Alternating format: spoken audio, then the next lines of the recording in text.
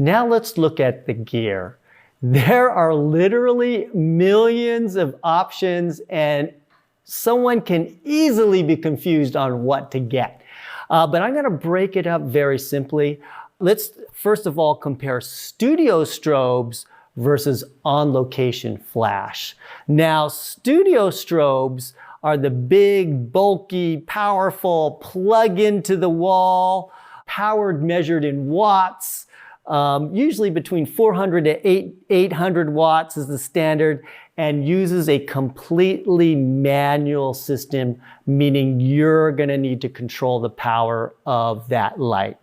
I'm going to talk about small portable light, which has adequate power, battery operated, meaning you don't have to plug it into the wall. You could take it wherever you are. And this power is measured by a guide number, which you'll hear all the time. It uses manual TTL, high-speed sync systems. And these small portable lights in general, the basic light at full power is to match the strength of the sun in high power at about 6 feet away. And that's basically one small flash that you see. That's what it's geared to do. Now, that might not seem like a lot of power, but the way you use it can definitely do professional quality work. And we're going to get into that.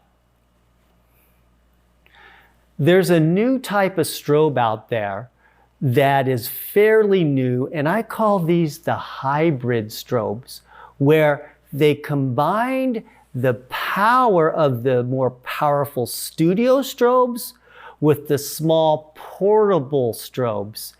And they're also measured in watts, and they could range anywhere from 200 watts to 600 watts. And just for you to get a reference on what wattage power is, a 200 watt flash, which is probably slightly larger than your standard flash, is the strength of maybe 2 or 3 of those standard flashes. So you can understand why people are gravitating towards these hybrid flashes, because they're just a little bit bigger than a standard flash, but they're twice or even 3 times more powerful. They're also powered by lithium batteries, which make them fire a ton, maybe up to 600 to 500 flashes on one battery source, whereas a small portable flashes that uses, say, 4 AA batteries, you'll get about 100, maybe 125 flashes on full power. So you get quite a significant power upgrade, and when you're on location and you're shooting for hours, you want to make sure that your batteries can keep up with you. Also, these lithium batteries recycle the flash much faster, so you can shoot. If your flash fires at full power on a standard flash, you might have to wait anywhere from 2 to 5 seconds before you can fire again, where these new hybrid flashes at that same power, you might be able to just rip one after another and keep going.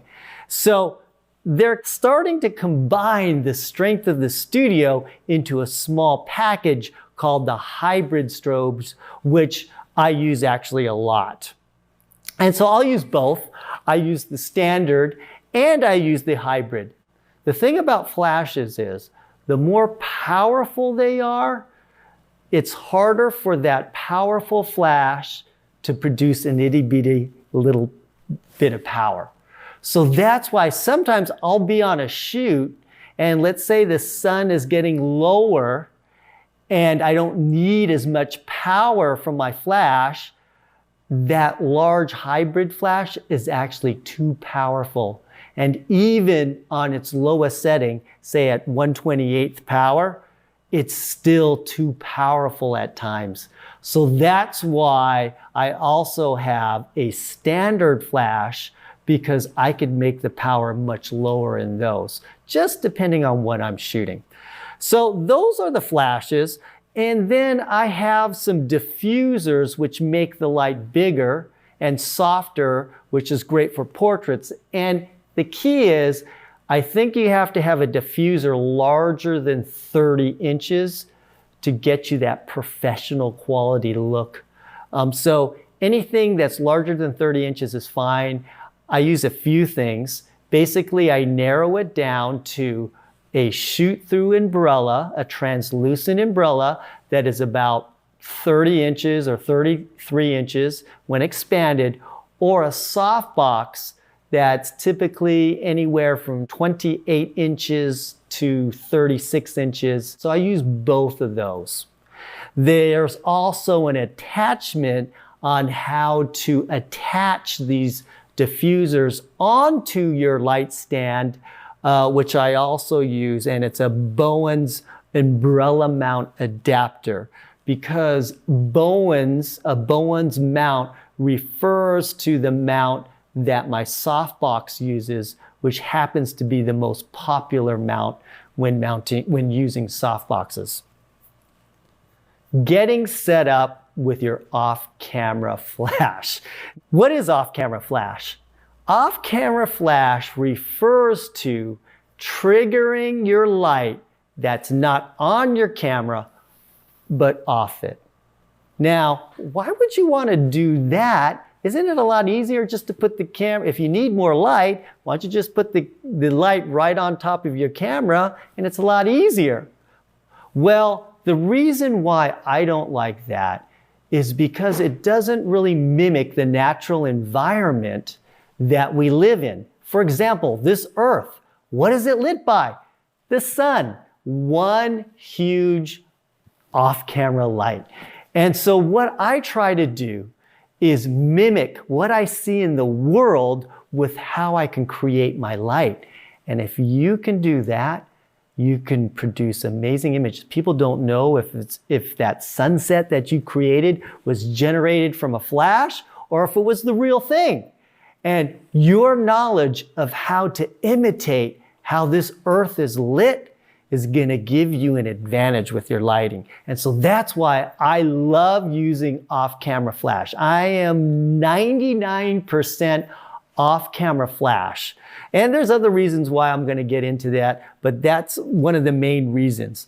The basic off-camera flash system has what they call a transmitter. A transmitter you put on your camera on the hot shoe, and when you fire your shutter, when you click your shutter, it sends a signal to the transmitter, which relays a signal to the off-camera flash to fire, all within milliseconds, and it seems so seamless.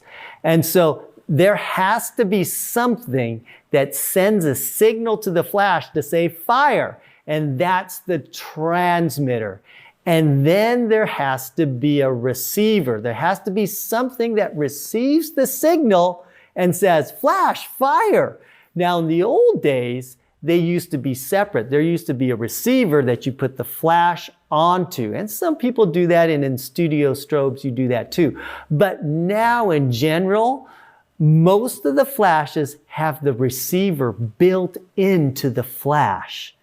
And so when you just need a transmitter, and then it will be received inside the flash and fire it. So there's a transmitter and a receiver. Now, what makes it complicated is there's actually 4 different types of off-camera flash systems that people use. And because technology is just evolving so fast, there's all these different systems that come out, and people still use all 4 to this day. So I want to go and explain the different systems. And let's first start off with, maybe you heard this, the manual flash system.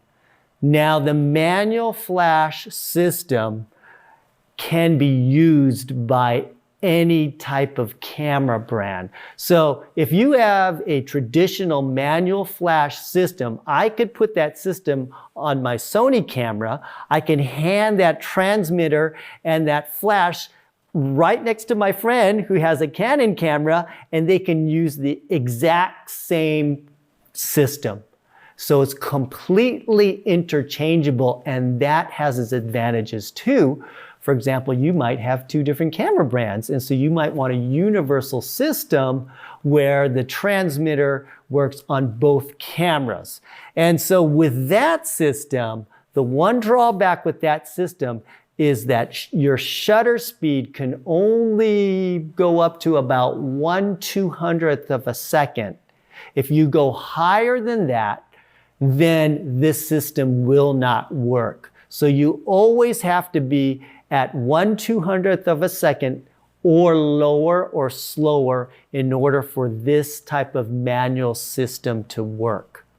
Also, with the standard manual flash, you have to control the power of the flash actually on the flash and control it there. These other systems, the transmitter can control the power, but on a standard manual flash system, the power is controlled directly on the flash. The second type of manual flash is with high-speed sync, meaning you can fire this flash at any shutter speed, even up to 8,000th of a second if you wanted to. And these are the newer flashes. Now the difference is you cannot trade systems with this type of flash because the transmitter is camera specific.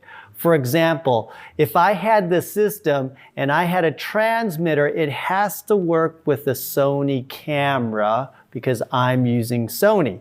If you're using a Canon camera or a Nikon camera, you have to have a transmitter that is specific to that camera brand to make it work. Now, the reason why that is because you can actually control the power of the flash right on your transmitter. So every camera system is different, and to be able to control the high-speed sync and the power on the flash, you have to have a camera-specific transmitter to do that.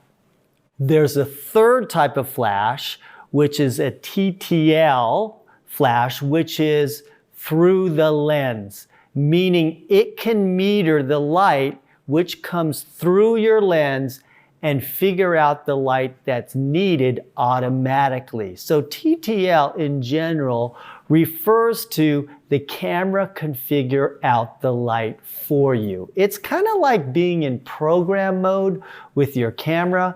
You put it in that auto mode and it makes the decisions for you and it takes the exposure for you. Most TTL flashes can also do manual. So you'll have the option of TTL and manual, but this particular flash does not do high-speed sync. And so therefore you are limited to 1/200th of a second or slower.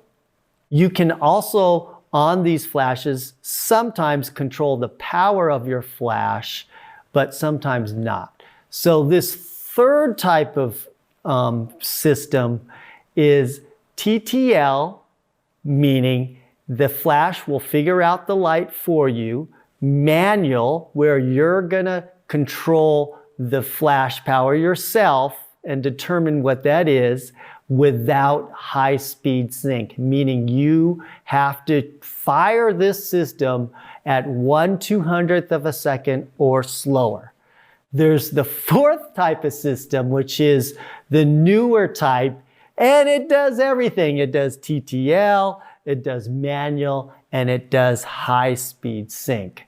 I use this type of system the most. I also use the other types of system also, but this is the one that I use the most.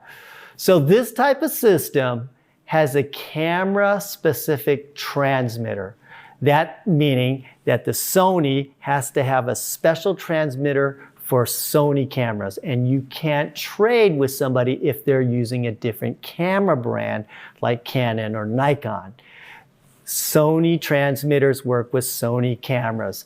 Canon transmitters work with Canon cameras. Now, they can control the same flash, but the transmitter has to be specific to the camera brand. That's the only thing. The advantage of the completely standard manual system is it's all interchangeable and makes life easier, and they have less controls, and the setup is far easier than something that can do it all. And we're going to get into that a little bit further. But the more options that you have on your camera system, you might think, well, of course, I want all the options out there. But in reality it makes it more complicated to set up. And we're going to go through the setups with all these systems so you'll be able to operate all of them.